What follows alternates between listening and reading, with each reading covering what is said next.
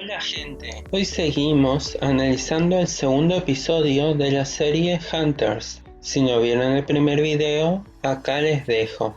El título de este episodio es The Mourner's Kaddish. Cuando Meyer recluta a Jonah para ingresar a los cazadores, los miembros se niegan porque dicen que ese no es un lugar para un niño, porque su abuela siempre quiso mantenerlo alejado de eso. Pero Jonah demuestra su valor descifrando un archivo que robaron al asesino de Ruth, conocido como el Juguetero, y que participó activamente en el régimen nazi.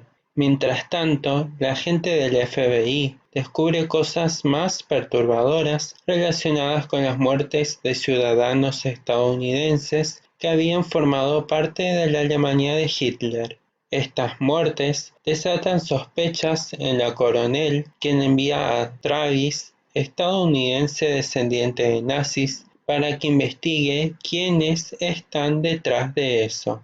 Mientras tanto, los cazadores encuentran un nombre que investigan en el vasto archivo que Ruth había armado para descubrir de qué se trataba del flautista del campo de concentración de Buchenwald, haciendo referencia a la historia del flautista de Hamelin, quien era productor de música y que a su vez tenía un estudio desde donde transmitía mensajes secretos a otros nazis, que luego descubren que son coordenadas donde se van a detonar bombas. En esta situación se ve que el equipo tenía razón de que Jonah no forme parte, ya que se ve su debilidad e inexperiencia. Todo este mundo es completamente nuevo para Jonah, porque su abuela Ruth, única familiar que le quedaba, nunca le contó e informó nada de todo esto, y se ve que él está en una continua lucha consigo mismo por esforzarse para hacer justicia por las personas que murieron y por las que siguen sufriendo,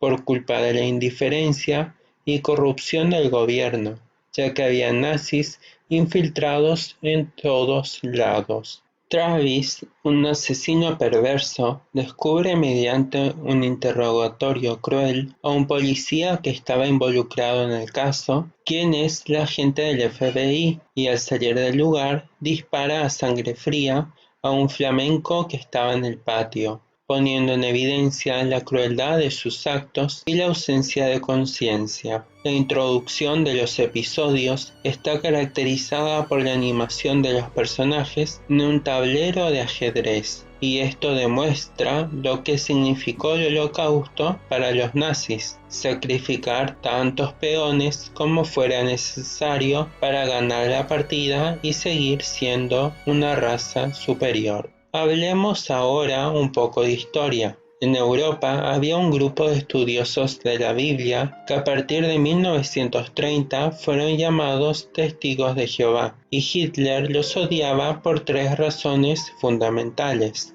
1. No formaban parte del ejército y no participaron en la Primera Guerra Mundial. 2. No financiaban al partido nazi. Y 3. Ayudaban a los judíos. Este grupo representaba un problema porque en los años 30 eran 65 millones de habitantes en Alemania aproximadamente, de los cuales 40 millones eran protestantes, y esto colocaba al Estado en desventaja. En el año 1933, Hitler prohibió que los testigos de Jehová practiquen su religión y cerró todas sus iglesias. En 1936 determinó la cárcel para ellos. En el año 1937 los llevó a juicio.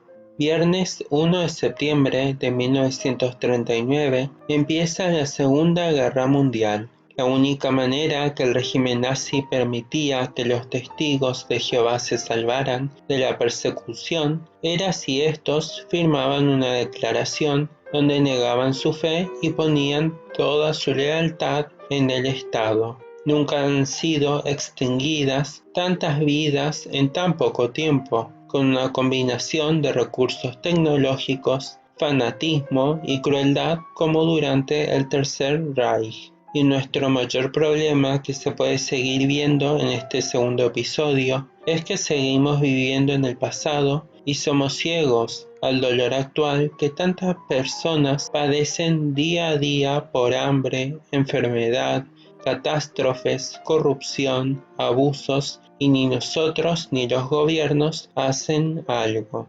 Espero que les haya servido de reflexión este análisis y nos vemos en el siguiente video.